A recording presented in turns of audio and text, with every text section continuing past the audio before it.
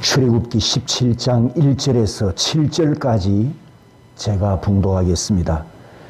이스라엘 자손의 온 회중이 여호와의 명령대로 신광야에서 떠나 그 노정대로 행하여 르비딤의 장막을 쳤으나 백성이 마실 물이 없는지라.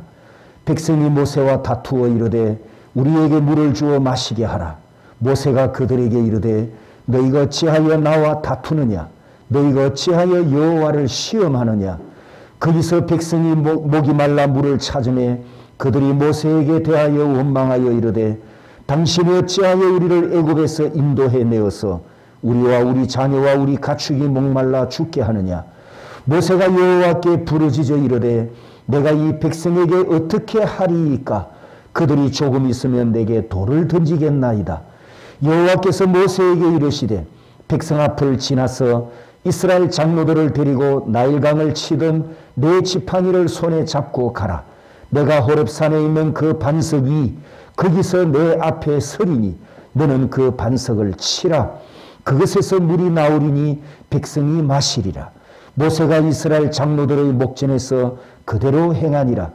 그가 그곳 이름을 마사 또는 메리바라 불렀으니 이는 이스라엘 자손이 다투었음이요 또는 그들이 여호와를 시험하여 이르기를 여호와께서 우리 중에 계신가 안 계신가 하였음이더라.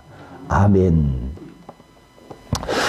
오전에도 잠시 말씀을 드렸습니다만 우리가 드디어 출애굽기 19장을 목전에 두고 있습니다.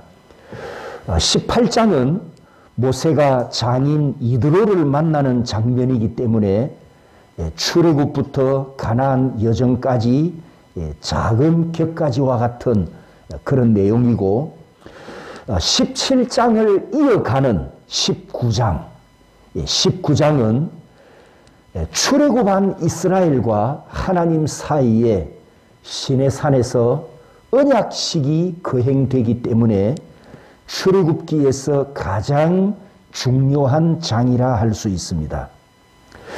여러분이 혹시 성령 강림절 메시지 한번 따라서 볼까요? 바욤하제. 이 메시지를 기억하신다면 구약 성도들은 바로 그날에 시내산에서 율법을 받았고 신약교회 성도들에게는 바로 그날에 성령 하나님께서 강림하심으로 우리가 성령을 받은 날입니다. 따라서 하나님의 구원 역사에서 신구약 성경 메시지와 구원의 복음을 풍성하게 담고 있는 출애굽기 19장이 그만큼 중요하다는 거죠. 그리고 그곳에 도착하기 직전 바로 오늘 본문입니다. 그림도 참조해 보십시오. 오늘 본문에 보면 이 17장까지 이스라엘 백성들이 연단받고 경험하고 또 그들에게 일어났던 여러 사건들, 그 여러 사건들을 통해서 하나님께서 뭘 가르쳐 주셨다고 했습니까? 기억나시나요? 따라서 합니다. 하나님의 원칙. 하나님의 원칙. 그 하나님의 원칙은 뭐였죠? 한 메시지로 딱 줄이면 내가 너희들을 책임진다는 거였지 않습니까? 물도 책임져 주셨고 만나도 책임져 주셨고 죽음에서도 책임져 주셨고 내가 너희들을 책임져 준다. 이게 하나님의 원칙이고 그 원칙을 지금까지 출애굽 이후에 지금까지 여러 사건과 상황들을 만나면서 하나님께서 가르치고 훈련하셨다는 거죠. 바로 이것을 우리가 염두에 두고 19장 시내산에 올라가기 직전에 우리가 오늘 본문 17장으로 들어가야 합니다. 17장에는 두 가지 사건이 기록되어 있습니다. 르비딤 사건의 반석에서 물이 나온 것과 아말렉 족속과 전쟁하여 승리를 거둔 사건. 첫 번째 사건은 르비딤 반석에서 이 물이 나온 사건이 우리에게 주는 메시지가 무엇이냐라는 겁니다. 오늘 본문 1절에 이스라엘 자손의 온 회중이 여호와의 명령대로 신광야에서 떠나 그 노정대로 행하여 르비딤의 장막을 쳤으나. 여러분, 여기까지 말씀을 읽고 나면 어떤 내용이 이어져야 할까요? 자, 1절을 보시면 여호와의 명령대로 신광야를 떠났고 여호와의 명령에 정하신 대로 그 노정 그 길을 따라 한치도 틀림없이 걸어갔고 여호와의 명령대로 르비딤에 도착하여 장막을 쳤단 말입니다. 그렇다면 이어지는 내용은 어떤 내용이어야 합니까? 만사가 형통하였더라.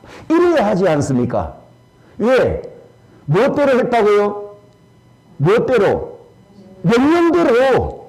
명령대로 길을 떠나왔고 명령대로 길을 전진했고 명령대로 그곳을 떠났었고 명령대로 장막을 쳤으니까 만사가 형통하였더라. 이어지는 내용이 이래야 되는데 현실이 무엇입니까? 백성이 마실 물이 없는지라. 또 물이 없는 최악의 환경을 만났습니다. 지명, 르비딤은 평지, 평원이라는 뜻이어서 본래는 물이 넘쳐나고 시원한 나무 그늘이 있고 사막에서 사람이 살기에 가장 좋아한 오아시스였는데 막상 도착해 보니까 물이 없는 메마른 땅이었습니다. 성도 여러분, 이 광경을 보면서 우리 신앙생활에도 이런 때가 참 많습니다. 하나님 말씀대로 살아라고 해서 살았고 하나님께서 명령하셔서 그대로 순종했고 하나님의 말씀을 지켜왔는데 결과가 복이 아니라 고통이 찾아온다든지 고난이 닥친다든지 내가 납득할 수 없는 더 깊은 구덩이로 떨어지는 것 같은 인생의 고통을 당할 때가 있잖아요. 내가 예수를 믿는 성도이고 내가 하나님께 간구하고 내가 믿음으로 어떤 일을 시작했으니 반드시 좋은 결과가 있을 것을 기대했는데 정반대의 고통이 있을 때 우리 믿음도 흔들리기 시작합니다. 낙심이 나기도 하고 의심을 품을 때도 있습니다. 오늘 본문의 이스라엘은 하나님의 명령과 하나님 지시하신 그대로 순종하여 르비딤에 도착했는데 사막에서 가장 중요하게 필요한 물 한 방울도 준비된 게 없었단 말입니다. 성도 여러분, 우리가 하나님의 말씀대로 살아도 목마를 수 있고 내가 하나님의 말씀대로 살아도 배고플 수 있고 우리가 하나님의 말씀대로 살아도 여전히 인생의 쓰디쓴 마라의 샘물을 같은 그런 쓴물을 마실 수 있음을 유의해야 합니다. 내 앞길에 꽃길만 있고 붉은 카페트를 펼친 길만 항상 있는 게 아니라는 거죠. 우리가 이런 상황을 만나면 시험에 들고 낙심을 합니다. 이유가 뭘까요? 왜 만사형통이 이루어지지 않았느냐라는 겁니다. 그런데 내가 생각하는 만사형통은 내 뜻대로 이루어져야 한다고 생각합니다. 하나님의 뜻이 이루어지는 만사형통이어야 하는데 내가 원하고 내가 바라고 내가 기대하는 만사형통을 품었다가 안 이루어졌을 때 갈대같이 흔들거리는 믿음을 가진 연약한 존재들이 바로 우리들이잖아요. 인정하십니까, 여러분도? 우리가 항상 잊지 말아야 하는 것은 기준이 내게 있지 않다는 진리입니다.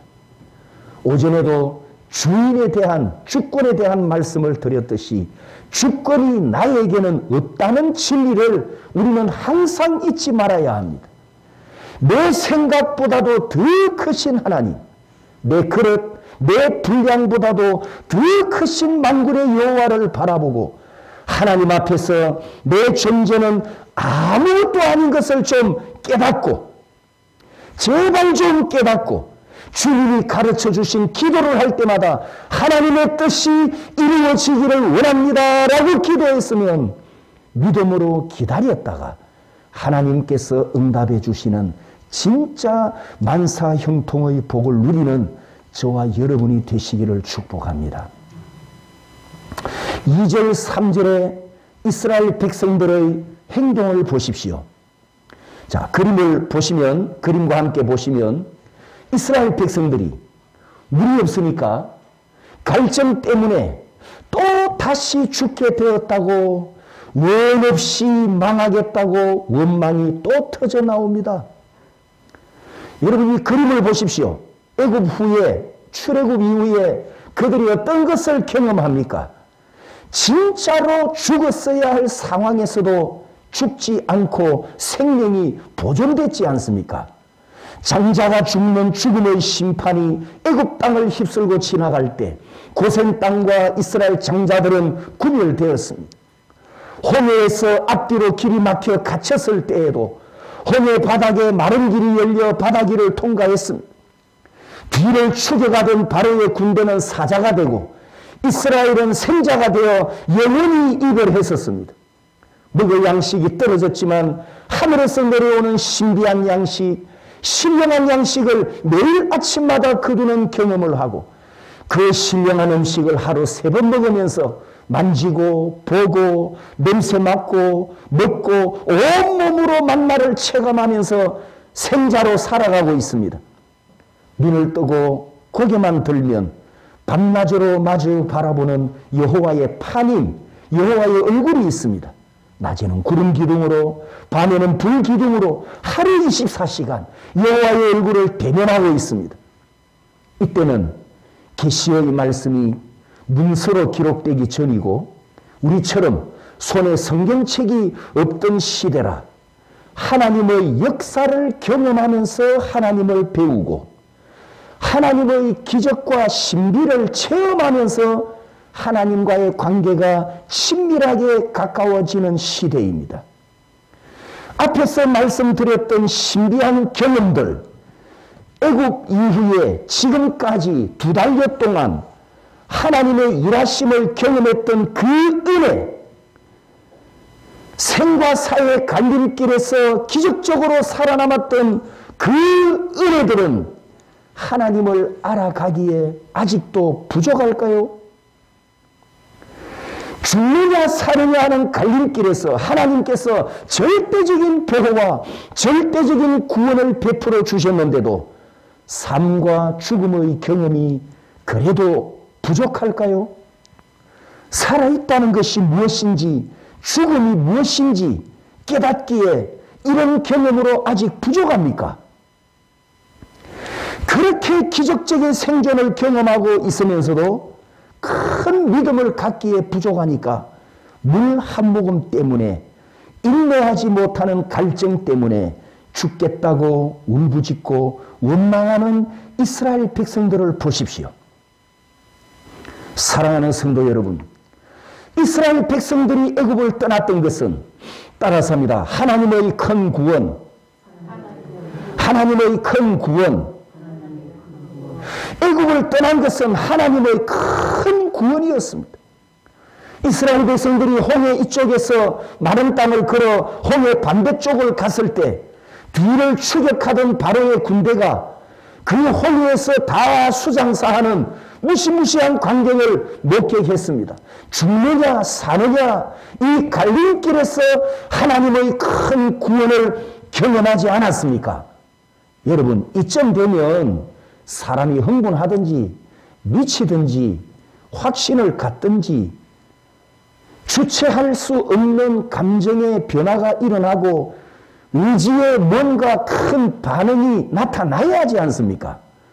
이런 뜨거운 경험을 했다면, 그런데 성도 여러분, 이 홍해를 통과했던 이스라엘의 경험보다도 오늘 저와 여러분이 구원받은 경험이 훨씬 더 큰 구원의 경험이었다는 것을 알고 계십니까?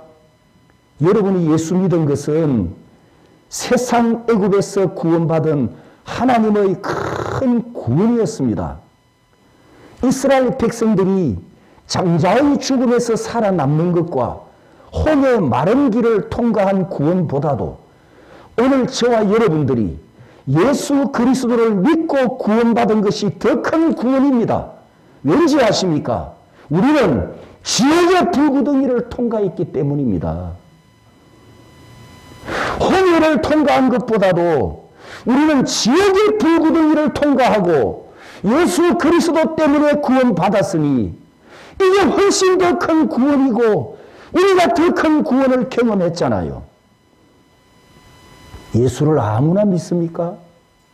아무나 못 믿잖아요. 믿고 싶다고 믿어지는 게 아니지 않습니까?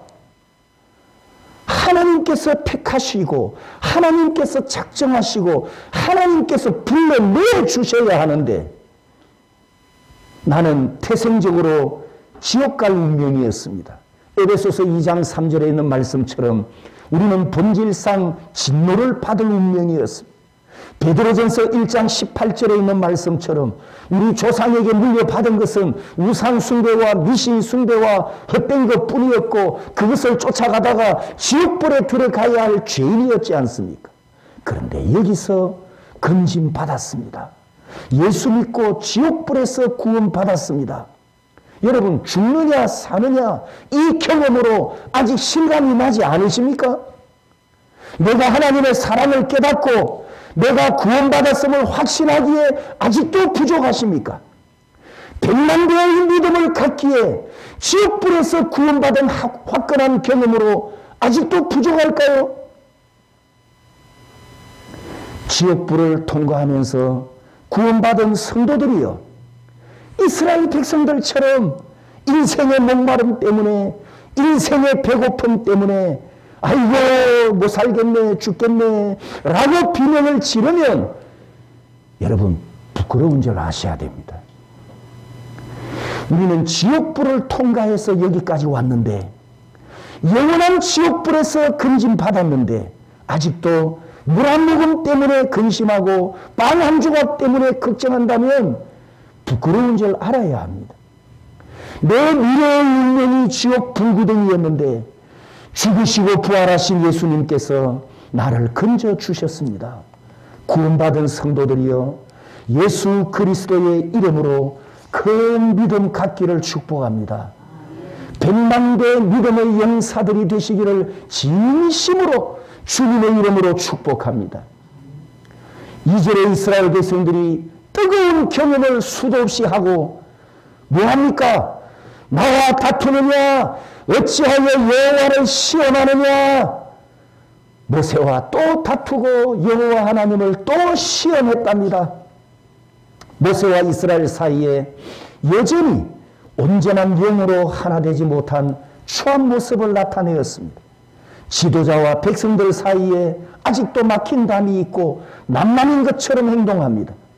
여호와의 지팡이를 들고 있는 모세를 영적 지도자로 인정해 줄 수 있는 충분한 경험을 해왔습니다.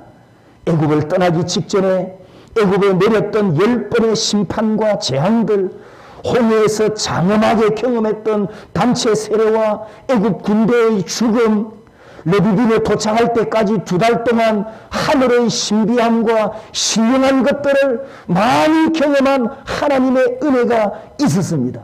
전능하신 하나님을 믿고 믿을 수 있는 증거와 경험들이 얼마나 많았습니까? 그런데 출애굽기 1장에서 16장까지 아직도 그들이 확신을 가질 수 있는 진리와 증거들이 모자라는 것 같습니다. 아직도 100만 대의 믿음을 가질 수 있는 은혜의 경험들이 부족하고 모자라는 것 같습니다. 성도 여러분, 오늘 우리는 어떻습니까? 우리는 어떻습니까? 지금까지 예수 믿어왔고, 지금까지 신앙생활 해왔고, 지금까지 하나님의 말씀을 들어왔는데, 하나님의 은혜를 경험해 왔는데, 내가 큰 믿음을 가지기에 어떻습니까? 아직도 좀 모자라고 부족할까요? 내가 더 큰 확신을 갖기 위해서 하나님의 존재 증명이 더 필요합니까? 하나님의 증명하심을 확신하기 위해서 뜨거운 경험을 더 해봐야, 뜨거운 맛을 더 봐야 내가 큰 믿음을 가질 수 있을까요? 하나님 나를 사랑하십니까? 왜 나를 사랑하지 않습니까? 여러분, 하나님께서 나를 사랑하신다는 이 증명도 더 필요합니까? 더 필요할까요? 독생자를 보내주신 하나님의 사랑을 십자가 증표로 내 영에 남겨주셨습니다.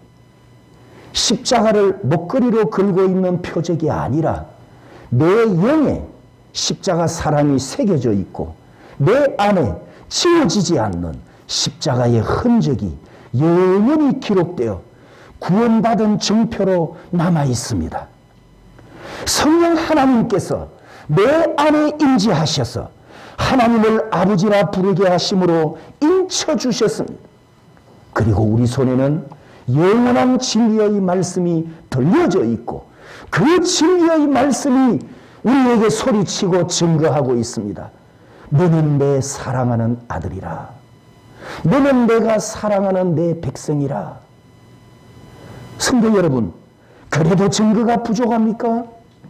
하나님을 시험하지 마시기 바랍니다. 하나님과 다투지 마시기 바랍니다. 하나님은 이 순간까지 여러분을 사랑해 오셨습니다. 변하지 않는 사랑으로 여전히 여러분을 사랑하십니다. 영원한 사랑으로 여러분을 영적 가나안 땅까지 인도해 가실 터이니 한 걸음 한 걸음 믿음으로 따라가시기를 축복합니다. 흔들리지 마시기를 축복합니다. 이스라엘 백성들이 모세와 다투기 시작하자 4절에 보면 지도자 모세가 이렇게 하나님께 부르짖습니다. 하나님, 내가 이 백성에게 어떻게 하리이까? 그들이 조금 있으면 내게 돌을 던지겠나이다. 모세가 이렇게 기도하는 걸 염두에 두고 그 장면을 한번 상상해 보십시오. 지금 백성들이 자기에게 지금 돌을 던지기 직전이라고 합니다. 그러면 그냥 다툰 게 아니고 이 300만 명 이스라엘 백성들이 일제히 모세를 향해서 분노를 표출하고 있다는 뜻이잖아요. 곧 달려들어서 돌을 던질 것 같은 그런 위협을 모세가 느꼈단 말이죠. 그런데 모세를 보면 악을 악으로 대응하지 않고 감정을 감정으로 대꾸하지 않고 하나님 앞에 엎드렸습니다. 하나님, 내가 이 백성에게 어떻게 하리이까? 제가 신학교에 다닐 때 선배 목사님께서 이 사절과 같은 이런 교인을 목회하다가 혹 만날 수가 있는데 이런 교인을 만났을 때 어떻게 대처해야 되는가? 전도사 때 한 수 가르쳐 주신 게 있습니다. 말 안 듣고 속썩이고 목회를 회방하는 교인이 있거나 또 교회에 장애물이 되는 교인을 만나면 3가지 기도를 가르쳐 주셨어요. 3가지 기도. 첫 번째 기도, 하나님 그 영혼이 회개하게 해 주시옵소서. 이렇게 기도하고, 두 번째는 그 인간이 멀리 이사를 가서 교회를 떠나게 해 주시옵소서. 목사가 교인 보고 나가라 소리는 못하니까 이사 가서 떠나게 해달라고. 마지막 3번째 기도가 뭔지 아십니까? 그 영혼을 거두어 주시옵소서. 이 3가지 기도를 가르쳐 주시더라고요. 그러면 하나님께서 이 3가지 중에 한 가지는 반드시 응답해 주실 것이다. 그런데 저는 이렇게 기도할 성도를 아직 만나지를 못해서 이런 기도를 아직 못 해봤습니다. 하나님 은혜지요. 오늘 본문에 보면 모세가 이렇게 하나님께 부르짖습니다. 내가 이 백성에게 어떻게 하리까? 하나님 어떻게 해야 합니까? 오늘 설교 결론입니다. 하나님의 응답은 따라서 해볼까요? 정면 돌파. 정면 돌파. 그게 이제 5절 6절인데요. 5절 6절에 하나님께서 모세에게 대답하신 이 말씀 속에 자, 바른 성경 역으로 제가 한번 읽어보겠습니다. 여호와께서 모세에게 말씀하시기를 백성들 앞을 지나서 이스라엘 장로들을 데리고 나일강을 친 내 지팡이를 손에 잡고 가라. 보아라, 내가 거기 호렙산 반석 위에서 내 앞에 서리니 그 반석을 쳐라. 그러면 반석에서 물이 나와 백성들이 마실 수 있을 것이다 하시니 모세가 이스라엘 장로들 앞에서 그대로 행하였다. 하나님께서 모세에게 가르쳐 주신 이 정면 돌파에서 4 장면을 여러분이 이제 기억하고 계셔야 됩니다. 다음 주 이제 설교할 거거든요. 제가 번호를 일부러 붙여놨습니다. 4개의 장면. 첫 번째 장면은 나일강을 쳤던 지팡이를 모세가 들고 백성들 앞을 지나가면서 보여주는 장면. 두 번째 장면은 호렙산 반석 위에 하나님께서 서 계시는 장면. 세 번째는 그 반석 꼭대기에 누가 서 계신다고요? 반석 꼭대기 위에 여호와 하나님이 서 계시잖아요. 그 반석을 모세가 지팡이로 내리치는 장면이 세 번째입니다. 그리고 네 번째는 반석에서 물이 터져 나와서 물 문제가 해결되는 장면. 이 네 장면이 지금 하나님께서 모세에게 말씀하신 정면 돌파의 대답인데, 이 네 장면이 나중에 우리가 19장에 시내산으로 올라가야 되거든요. 시내산 꼭대기로 올라가야 되는데, 그 꼭대기로 올라가기 위해서 이 네 장면을 반드시 거쳐야 하는 아주 중요한 네 장면 과정입니다. 이걸 염두에 두시고 이제 나머지는 또 다음 시간에 말씀을 드리겠습니다. 통성으로 기도하겠습니다. 오늘 하나님께서 우리에게 주시는 메시지는 제가 늘 설교할 때 한 번씩 강조하는 자카르, 기억하라, 기억하라. 하나님께서 나를 기억하시고 나도 하나님을 기억해야 되는데 우리는 과거를 참 잘 잊어버립니다.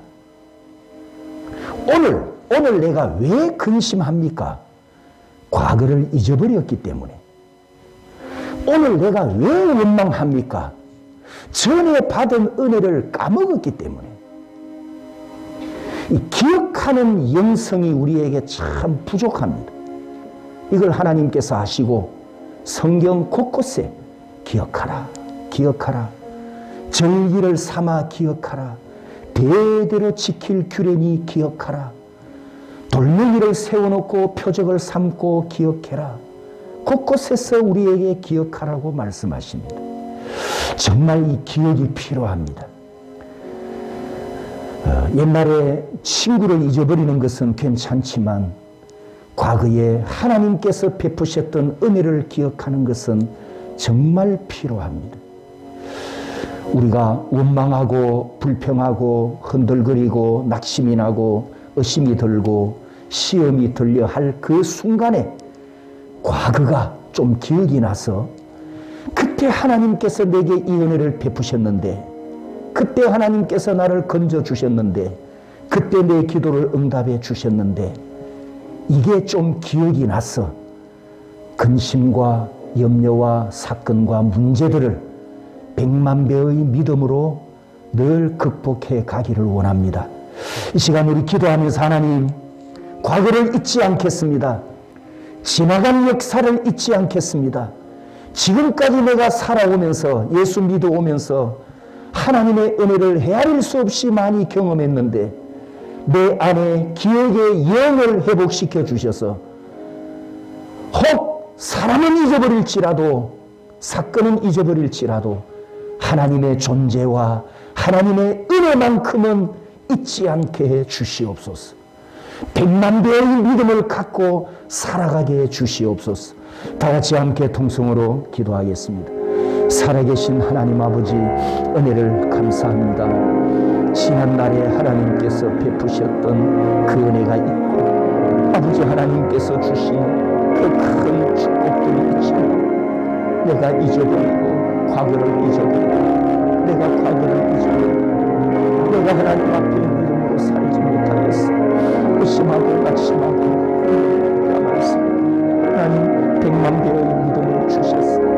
은혜를 잊지 않고 과거를